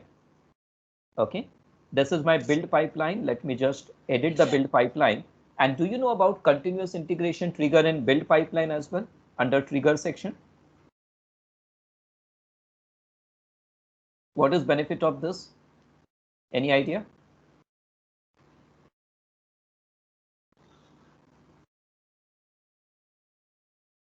Anyone? Any idea what it will do? Wait a second. I just have to make sure that it's using default build agent. What it will actually do is every time anyone makes any changes to my repository here, the change will automatically trigger a new build. After successful new build, it will automatically trigger a new deployment. Getting my point? Let me show you that. It could be anything, right? Like, for example, let me go to this README file, and somewhere in README file, let me just add some comment. Okay, and commit this. I made some changes to my, wait a second, not this branch actually. Right now, we are not working on master branch. We are working on AKS CD branch. So I should make changes in AKS CD branch only. Commit. This will trigger a new commit. This will trigger a new pipeline now. Let's go to the pipeline. Can you see pipeline is already in progress, the clock-like symbol? Yeah. So this is, Mahendra, this is continuous deployment, right? Continuous integration it is. Integration, sorry. Yeah, this part is continuous integration, and after it is successfully completed, it will then trigger continuous deployment. Okay. Now, what is benefit of using these two switches here? Believe me, you can have an application, a containerized application set up in such a way that whenever any of your developer makes any changes to the main branch, okay, or to the main development branch, and push those changes to central repository, automatically your new container images will be built. And not just that, it will automatically also trigger a Kubernetes deployment. Getting my point? Yeah, Mahendra, just one question. Yes. Like, given a application, like suppose if you have application where you do integration, okay. So normally as a developer, we will write some integration test, okay. So Yes. so normally I will take just example of my project in which like we have written, we are using a ESB, okay, toolkit. So integrate with a number of outside world application using API, and also normally we have written an integration test, but it will try to call that particular service, and once we are able to integrate that, the build will get passed. If it failed, then the build will not be generated. So in this case, in this scenario, how can we implement that scenario? See, implementing that scenario here would be little difficult. What you will have to do is, in that case, your application is basically what you are explaining me is kind of a distributed application. Application which depends on too many external services. Maybe like we can create a mock for that, and we will yes, you will have to create some kind of mock for that. And basically what you do, you manage all that in your delivery pipeline. You will see here, my delivery pipeline is anyway completed successfully, as you can see it here, right? Yeah. Let me just go to the edit mode. Just wanted to show you something. What you should do in your dev environment, you first deploy to dev environment. In dev environment, add a step that will actually deploy all the necessary external mock services before deploying your real application. Yeah. Getting my point? Correct. Right? Then run the test cases to check whether application is able to interact with those mock services. And if everything is fine, then your release creation is completed successfully. That would be your first stage. What you should be doing next then you will have one more stage here, right? This would be your production stage, where you will not be creating any mock services, where you will be actually putting it in production. Getting my point? But like, is it advisable, like for product, apart from dev, I can understand, okay, that mock and all will be deployed on that particular server and we can test it. There won't be any network connectivity issue. Yeah, but see, like there are multiple deployment patterns, for example. You might actually use green-blue deployment pattern then. That means instead of deploying it into production, deploy it into a staging environment first. Run the test in stage, whether you just want to check whether in production-like environment your application is able to communicate with all services. If everything is working just fine, swap production environment with staging with production. Yeah, because normally what currently we are doing, we are using Jenkins, okay, as a build server. So there we are doing it we are using our own MSI so whenever we check in the code, it will create a job and it will start running, and it will test all the test cases. So once it is passed, we'll create a build for that. But when we are getting a release for deployment in other environment staging like UAT pre-prod, we don't run that integration test. Right. That's what we do now. So yeah, so that's I wanted to means like I wanted to try how to implement my scenario using this Azure DevOps pipeline. So I'm just trying to Can you see here? Whenever you go to the next stage, there is an option whether you want that to be happen automatically or you want that to be happen manually. Can you see that? Yeah. And you can also have an option. You just have to refer to Azure DevOps documentation pages for that. There is an option called release gate, an automated check. So if something doesn't work in this environment, then do not go to the next environment or do not deliver your application to the next stage then. That you can control. Okay. Now, just a minute. I guess our application is already deployed. So we should just go and check. kubectl, get pod, get service, and get deployment. I want to see what pod, what service, and what deployment it has created. Wait a second, it should actually allow me to show all of them at once, right? Can you see this? It has created two pods, one for application, one for database. Can you see it has created one application service, which is load balancer, and you will see the external IP address of it. Here it is. This is my application, by the way. Can you see that? Hello? Yeah, Mahindra, yeah. Right? Okay. Okay, fine. So application is deployed correctly now. Okay, now let me show you one more important thing here. Many times people also ask me a question. What if there are no changes made in application source code, but what if one of our Kubernetes developer has made changes to Kubernetes artifacts instead? Like what about, let's say, my development team has decided that instead of exposing this particular application directly to load balancer type service, we want to put it behind ingress controller. Getting my point? Yeah. Good question. It can be implemented here quite easily. You know what you just have to do? Just make changes to this YAML files. Right? You can even create a new ingress.yaml file here for ingress connectivity, right? And because you made some changes to this repository, you know what your build pipeline will do? Your build pipeline will run again. It will create a fresh container image. It will just copy the fresh Kubernetes artifacts and hand them over to the release pipeline. And can you see what I have done in my release pipeline here? Look at this step, this task.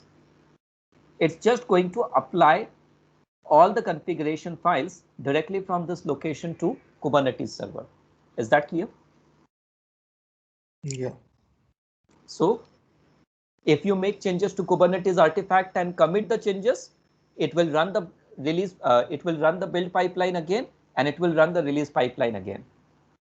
Is that clear? Yeah. Like for example, just a final example, and then we will wind it up, okay? Then we will have a question answer for another 5 minutes. KTS, and let's say, okay, I just want to make changes to this app deployment. Right now, my application is having just one replica. Okay, I just wanted to change that. Here, let me press enter and say replicas equal to 3. What does it mean? It will create a three copies of this application. Let's do a commit. Now, after I do a commit, it will automatically trigger a new pipeline. Even though there is no changes made in application source code, changes is not made in application code, changes are made in Kubernetes artifact. But still it is better to, just rebuild entire application and run all the tests and everything again. It won't take much time on this private build agent, because in private build agent, nothing is deleted after build is completed. It retains all the artifacts and everything. Okay, let's go to the release pipeline. And you will notice a new release will be created here. Can you see that? Yeah. Release 2. That's our new release. It's now just waiting for our agent. And once agent is made available, it will start its work. So we can check the pods, like 3 pods. Yes, we will just go and check the pod once it's done. Looks like there is already an incident happening here. As your pipeline, there could be a delay in running an actual pipeline if you are using Microsoft hosted build agents.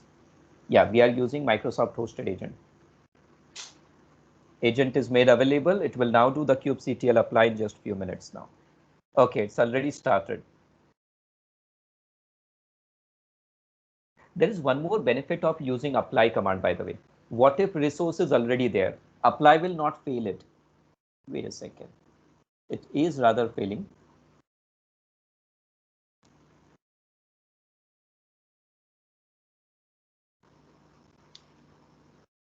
Looks like one of the artifact has some error. App deploy.yaml. Have I modified a write file actually? I might have made some mistake in this YAML file. Do we need to make a add replica set or replica? What is it? You can write replicas directly here in the deployment itself. Oh, I wrote it at wrong place. Specs, It is yeah. not a property of template. It is property of deployment object. I made changes at wrong place. It should be here. YAML files are very difficult or requires lot of care whenever you make changes to them. Because there is no such property in pod template. I was using it at wrong place. Anyway, just 1 or 2 minutes and it should be done. I will not open my build pipeline. I'll just go to the release pipeline directly. I'm expecting release number 3 in few minutes now. Any questions so far? Meanwhile, any questions, anyone? Mahendra, just one question. Like, I don't remember like whether you have shown us that token where we find it. Token where image name is written, right? Token for image name, right? Because we are using one utility, right, for token. Yes, yes. I will show you once the job completes. I guess it is completed already. Build a job is completed already. So I can disconnect this pipeline.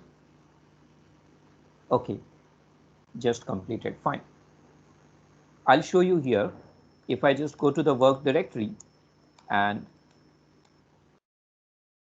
1/s, this is source code, KTS deployment. Let me show you content of this file, app-deploy.yaml. Can you see it has already placed image name here instead of that placeholder? Yes. Right? So when we actually run kubectl apply, it's not actually getting that file. It's getting this one. And I will also check if, wait a second, but still I'm not getting that replica property here. I was expecting replica property to be there now. App deploy.yaml. I was expecting a replica property. Oh, I guess I have written this property in the wrong place.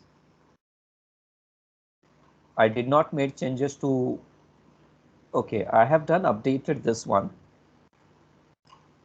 App deploy.yaml, let me check. Yeah, replicas I have mentioned there. Let me check my next release pipeline. It has published successfully, completed successfully. Yeah, great. Okay, this might be just showing the old format to me. This is just the old file.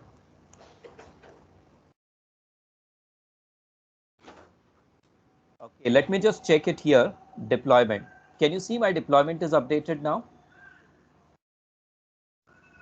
Earlier it was image number 555 and now it is image number 557. Can you see the changes now? And there are also 3 replicas now for my application. Okay. Yeah. Fine. Any questions you have? We will then wind it up.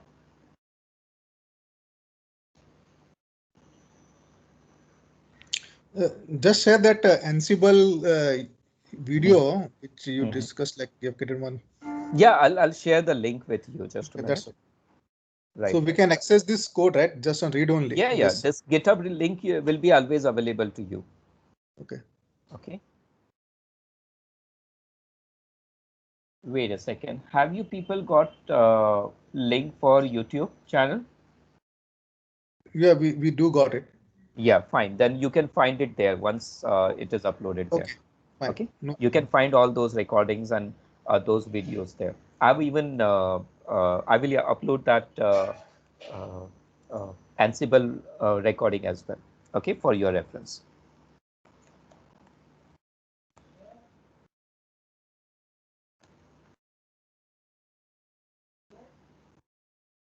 Any questions, anyone?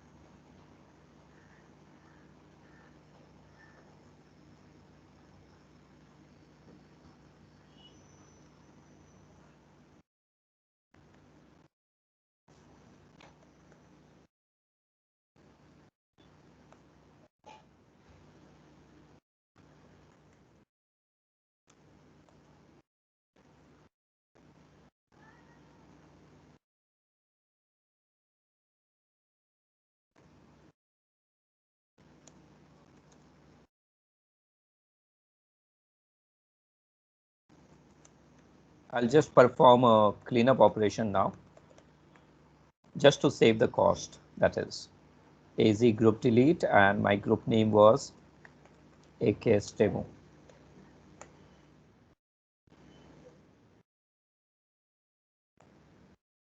Okay then, thank you everyone for connecting with me today.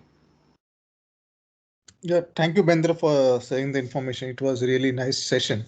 Thank you very much. Welcome, welcome. For any, if you want to learn more about AKS, the prerequisite is you will have to first learn something about containers. What is container, how to build container, how to use containers, and so on. Then you can start learning Kubernetes or AKS. Okay. And of course, for all the practicals, you need Azure subscription. You can get one free subscription by signing up at Azure. Wait a second, I'll share the URL for that. Azure free. But that will be only for monthly, right? Yeah, that is only for 30 days.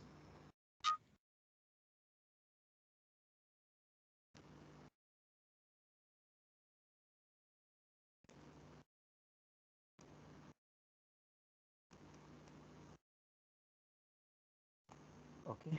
And connect with our channel, our Synergetics channel for this open source community. You will get to know about our future events there, information about future events if you have, whatever events we will have. Yeah. Okay, thank you everyone.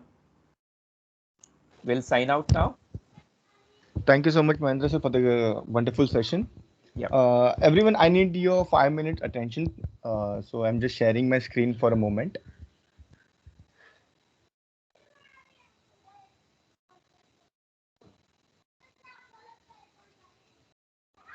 So I hope my screen is visible, right? So I'll be real quick. Hello.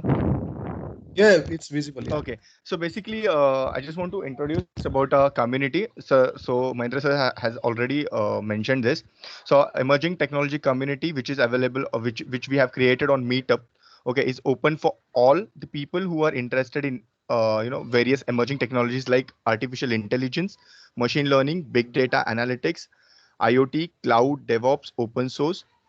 So all you have to just do, install an Meetup app on your phone, and you have to just search for the community, which is emerging technology community, uh, and then you just have to follow it.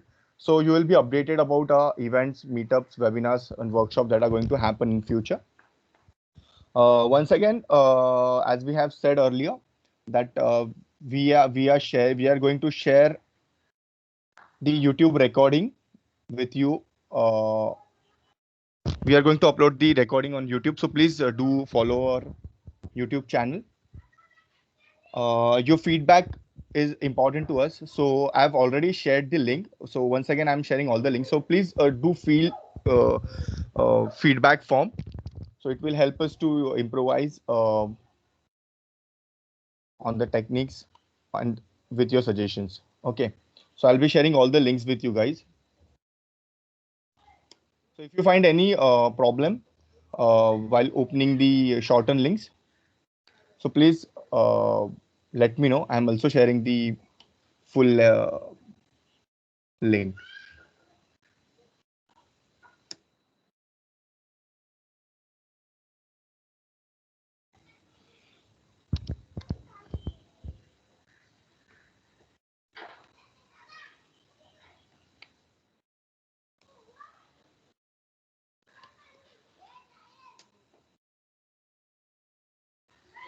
So I've shared all the links. Please do check.